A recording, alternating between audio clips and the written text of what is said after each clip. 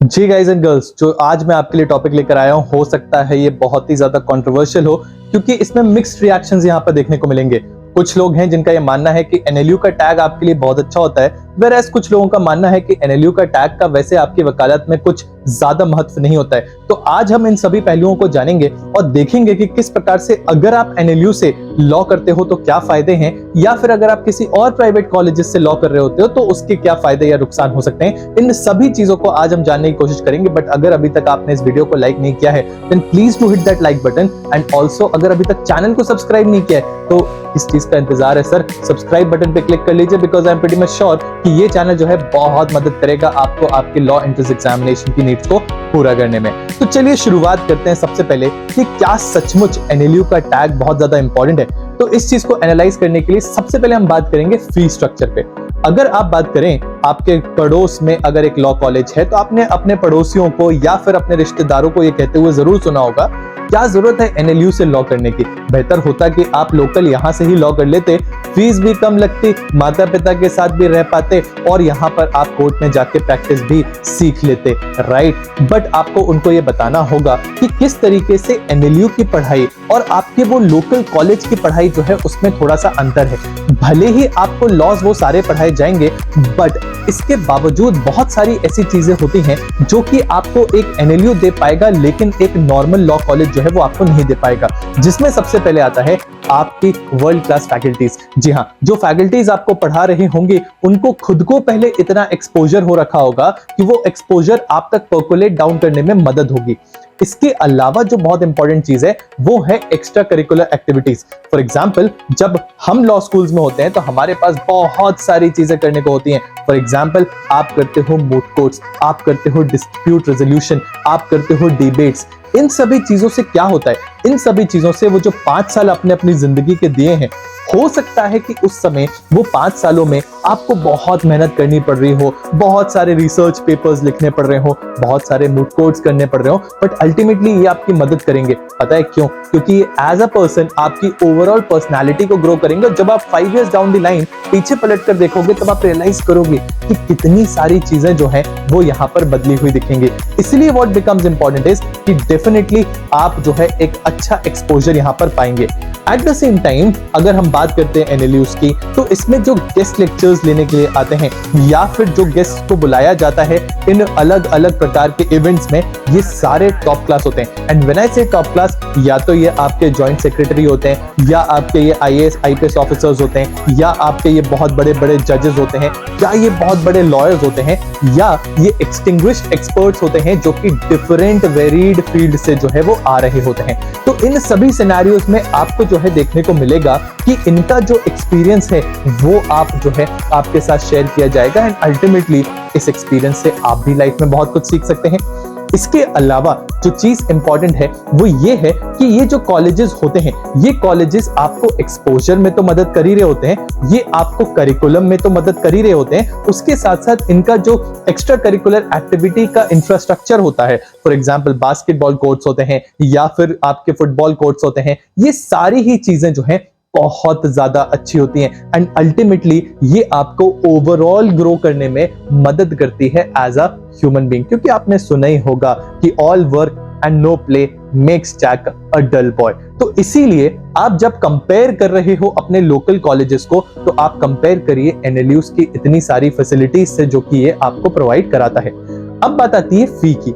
फी की अगर बात करोगे आप तो कुछ प्राइवेट कॉलेजेस होते हैं, फॉर एग्जांपल आपने जिंदल का नाम सुना होगा या फिर आपने सिम्बायोसिस का नाम सुना होगा, और एक तरफ एनएलयूज होते हैं। इन दोनों के फी का जब आप कंपैरिजन करोगे तो आप ये हमेशा देखोगे कि एनएलयूज की फीस in comparison to these colleges थोड़ी सी कम होती है। उसके पीछे कारण होता है, एनएलयूज जो होते हैं ये आपके स्टेट गवर्नमेंट के द्वारा सेटअप किए जाते हैं, तो इनके पास एक फंडिंग तो गवर्नमेंट के द्वारा आ रही होती है और दूसरी फंडिंग इनकी स्कूल फीस स्टूडेंट्स की फीस से हो रही होती है। वेराज जब हम प्राइवेट इंस्टीट्यूशंस की बात करते हैं इनके पास केवल और केवल एक ही फंडिंग होती है और वो होती है स्टूडेंट की फीस। इसीलिए स्टूडेंट की फीस को यहाँ पर थोड़ा सा हायर एंड पे रखा जाता है और यहाँ पे वो थोड़ी सी आपको कम देखने के लिए मिलती है। बट डिस्पाइट ऑफ दैट ये जो फीस होती है इसमें आपकी बहुत सारी चीजें इंक्लूडेड होती है। फॉर एग्जांपल अगर हम बात करें एक स्टैंडर्ड एनएलयू की, तो उसकी fees somewhere around 2.5 lakh rupees होती है, जिसमें आपका हॉस्टल, आपका मेस, वो सारी चीजें इंक्लूड होती है। बट प्राइवेट कॉलेजेस में ऐसा नहीं होता, उसके लिए यू हैव टू पे अलग से। तो ये है एक इंट्रोडक्शन जो कि हमारे एनएलयू का है। बट अब बात आती है एनएलयूज के बाद कि सर आखिर एनएलयू में आपको प्लेसमेंट्स कैसे मिलते हैं। तो आपको क्लियरली ये बताते हैं। आप खुद सोचिए कि अगर आप एक बहुत बड़ी लॉ फर्म है, आप एक बहुत बड़ी कंपनी है, आप चाहते हो कि आपके यहाँ बहुत अच्छे ब्राइट लॉयर्स जो है वो आए, तो आप क्या करोगे? आप देखोगे कि नेशनल लेवल पे कौन से कॉलेजेस हैं, आप डायरेक्टली वहां जाओगे और लोगों को रिक्रूट कर लोगे, या फिर आप जाओगे एक किसी लोकल कॉलेज में जिसको शायद वो पहचानते भी नहीं होंगे। जैसे फॉर एग्जांपल अगर मैं किसी एक छोटे से शहर से हूं, तो उस शहर तक वो जाएंगे, ढूंढेंगे कितने लॉ कॉलेजेस और वहां से लोगों को उठाएंगे। तो क्या ये पॉसिबल होगा? I do not deny the fact कि इन लोकल कॉलेजेस में भी बहुत ब्रिलियंट माइंड्स होंगे, बट क्या ये कंपनीज एफर्ट पुट करेंगी वहां तक जाने का? Answer is definitely no. ये कंपनीज डायरेक्टली अप्रोच करेंगी एनएलयूज को, या ये कंपनीज अप्रोच करेंगी कुछ टॉप प्राइवेट कॉलेजेस को, और वहां से ये जो है ब्राइटेस्ट माइंड्स को उठाने की कोशिश करेंगे।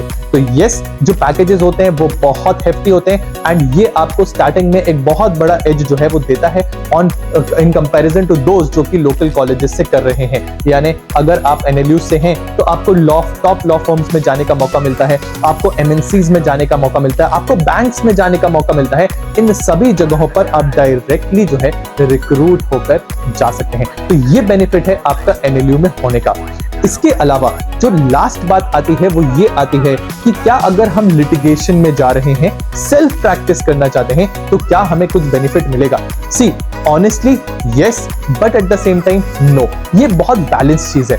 अगर आप लिटिगेशन में जाना चाहते हैं, वहां पर प्रैक्टिकल नॉलेज जो है वो बहुत मायने रखता है। तो इस स्थिति में आप कोर्ट जाकर प्रैक्टिस करें और सीखें चीजों को, वो आपको ज्यादा नॉलेज देगा रादर देन कोई एक कॉलेज। बट अगेन जब आप बात करते हो एनएलयूज की, तो ये आपको प्रिपेयर कर रहे होते हैं इवन फॉर दैट थिंग, क्योंकि ये आपको थ्योरेटिकली इतना ज्यादा एक्सपोजर दे देते हैं कि आपको उन पर्टिकुलर सब्जेक्ट मैटर्स पे through moot courts, through dispute resolution, through this kind of activities आपका जो कम्युनिकेशन है वो ऑलरेडी बहुत स्ट्रांग हो जाता है, आपकी जो वर्बल एबिलिटी है वो बहुत ज्यादा स्ट्रांग हो जाती है, and definitely then you will have edge over the other students. But अब सवाल ये आता है, सर व्हाट अबाउट दोस्त जिन्होंने एनएलयू से लॉ नहीं किया है, क्या वो हमेशा लाइफ में अनसक्सेसफुल होते हैं? So the answer is completely no. ऐसा नहीं है। अगर आप एनएलयू से नहीं भी हो तो बस ये अंतर होता है कि आपको थोड़ी सी मेहनत ज्यादा करनी पड़ेगी, आपको इंटर्नशिप ज्यादा स्ट्रांगली करनी पड़ेगी, आपको अपने कनेक्शंस थोड़े ज्यादा स्ट्रांगली बनाने पड़ेंगे। अगर आप इन चीजों पे वर्क कर लेते हो देन डेफिनेटली आप एनएलयू से जो लॉ कर रहे हैं उनके साथ कंपीट कर सकते हैं। But at the same time आपको अपने आप को पुश करना होगा every particular minute, because you are competing with the best law university of the countries. तो डेफिनेटली आपको जो है यहाँ पे मेहनत ज्यादा लगेगी।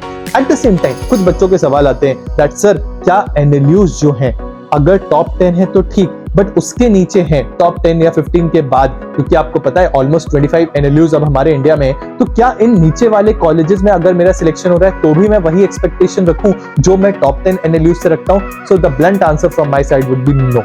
No, you cannot expect the same because इन एनएलयूज को बने हुए hardly 2 years, 3 years, 5 years down the line ही हुआ है, तो ये अभी टॉप एनएलयूज जैसा एक्सपोजर आपको नहीं दे पाएंगे, ये उतना प्लेसमेंट आपको नहीं दे पाएंगे in comparison to those private universities जो कि आपको उतना एक्सपोजर, उतनी चीजें प्रोवाइड करा सकते हैं। तो हमेशा please do make a wise decision before choosing कि क्या आपको नीचे वाले एनएलयूज को चूज करना है या फिर प्राइवेट इंस्टीट्यूशंस जो है इनको चूज करना है। However, having said the things जो कि मुझे कहनी थी, I still have one point to make and that point is please make sure कि अगर आपने क्लैट एग्जामिनेशन की तैयारी शुरू करी है, you are giving your best for that. But if in case खुदा ना खास्ता नहीं होता है, so that is not the end to the life.